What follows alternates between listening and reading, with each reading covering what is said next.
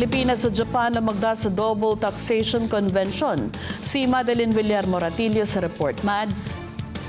Yes, Weng, kabilang ang kasunduan para maiwasan ang double taxation o dobleng pagbubuwis sa mga nilagdaan sa pagitan ng Pilipinas at Japan. Sa state visit ni Pangulong Ferdinand Marcos Jr. sa Japan, lumagda sila ni Japanese Prime Minister Sanae Takaichi sa Double Taxation Convention na layong maiwasan ang parehong pagbubuwis sa dalawang bansa at magkaroon ng mas malinaw na batas sa buwis para sa cross-border investments at iba pang business activities.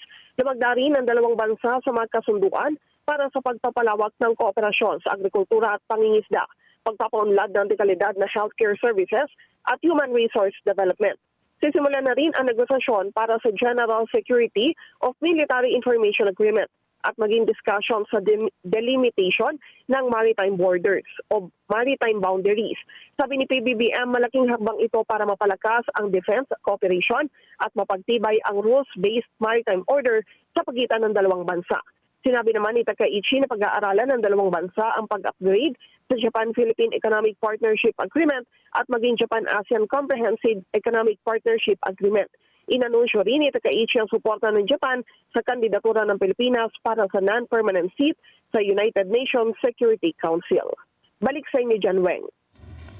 Maraming salamat, Madeline Villar Moratillo.